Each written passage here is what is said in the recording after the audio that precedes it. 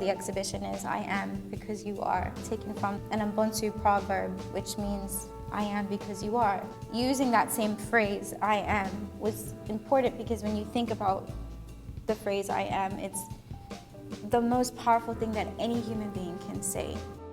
When I first encountered my family tree, I was super fascinated and really enthusiastic about going to the archives and finding out so much more information.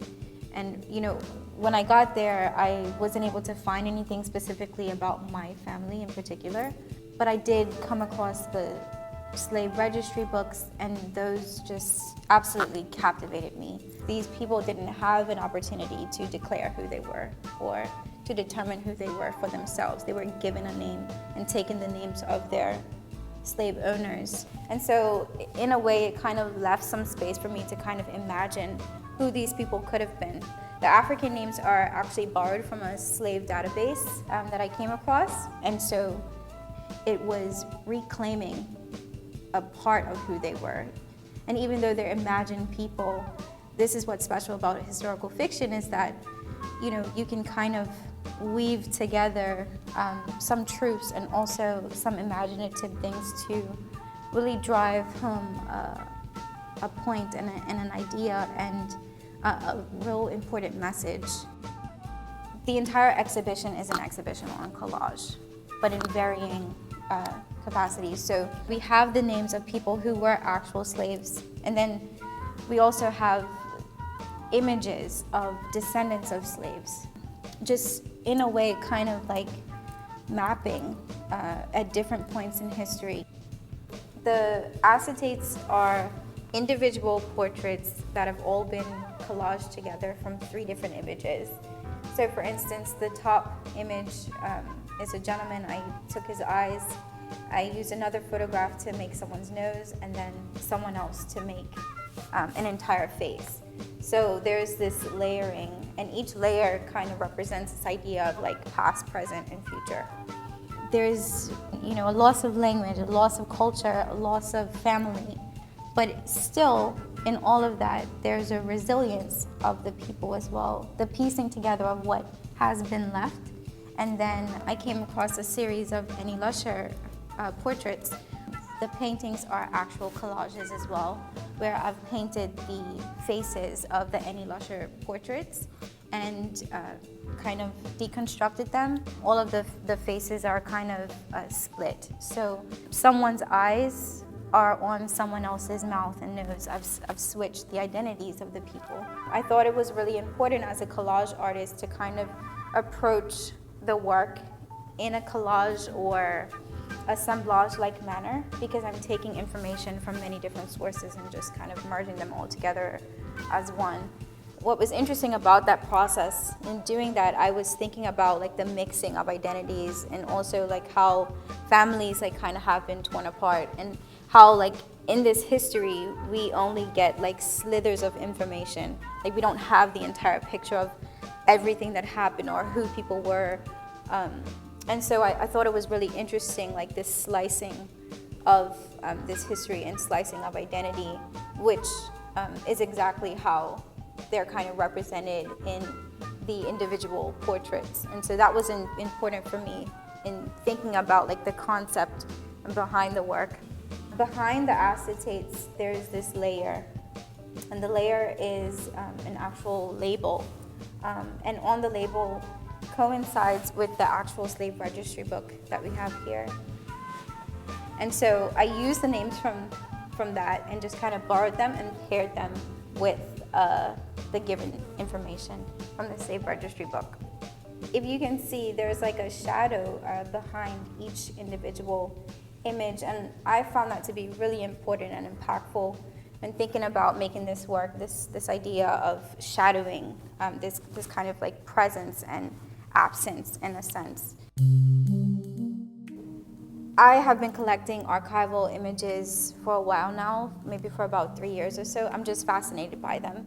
What I would do is I would look at an image, and whoever's eyes kind of pulled me in, like those would be the eyes that I captured. So it's historical fiction in that I'm using historical documents from the archives, but a lot of it is my own imaginings as well.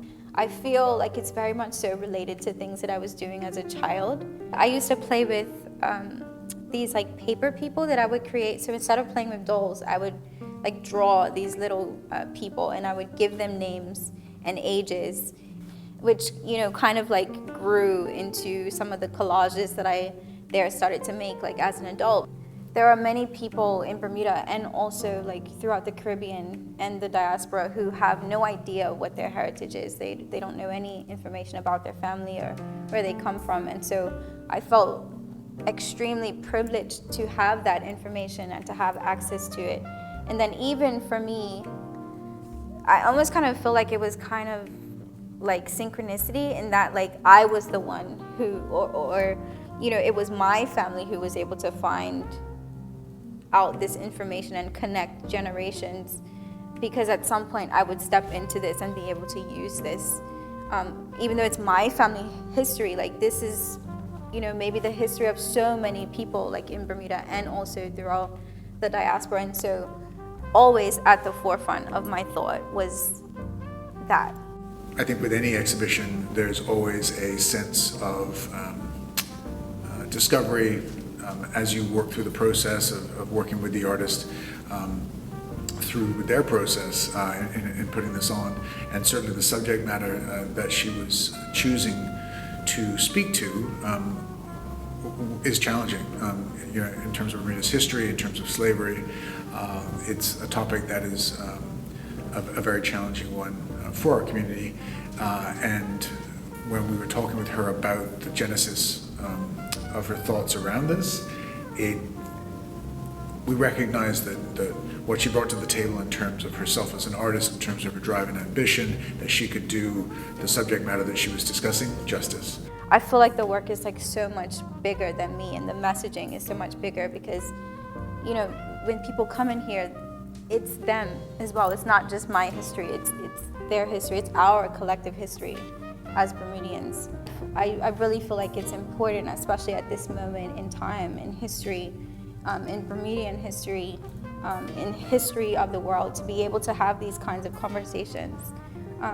Because the work is the work, but I think the conversations thereafter that come from the processing of the work are extremely important and impactful to have. Everything about who I am as a person, my identity, is steeped in being Bermudian. And it's interesting because it took me kind of like stepping away from being here to actually be able to own that and to see that, and also to recognize the importance of my Bermudian heritage and to be able to embrace it. I think sometimes maybe being here, you kind of get bogged down by everything that's happening here. But in a way, like me not being here, I've been able to kind of separate myself and just kind of like step back and observe. That's how I've been able to create this work. You know, we forget how much culture and how much history we have, and just the importance of celebrating that as Bermudian people. You know, I want all people to come in and to experience this. I want people to feel like this is a safe space, because it is. Whatever emotions they have from this, to feel it and to embrace it, and to know that it's okay to have whatever feelings you have. One of the things in this exhibition that we have seen, which I believe was unexpected, both from the artist standpoint and from our own, although in hindsight seems as if as a very natural response, is the great emotional impact that the exhibition has had on its viewers. We tend to talk about exhibitions being great and exciting and dynamic, and this exhibition, whilst holding all that, because of the fundamental basis and history, and a terrible history that is supporting her work in this, the response from the viewer has been such that there has been people who come in and become very emotionally moved by it. The way that we describe the work has shifted to try and support that as well as people navigate through it. This space in particular is it's quite a large space, has a high ceiling. There's a certain amount of reverence that one finds in the museum space typically anyway, and the Bermuda National Gallery, the Wellington Gallery, has a lot of that, which really lends itself to an exhibition of this kind.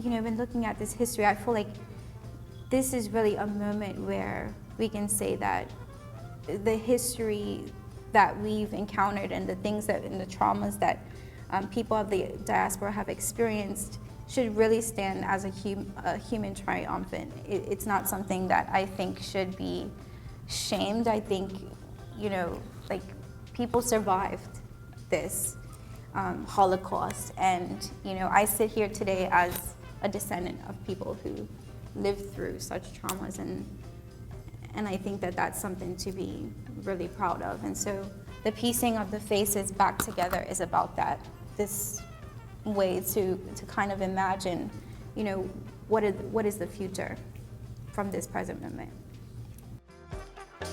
Qu'est devenu mon sens de l'humour?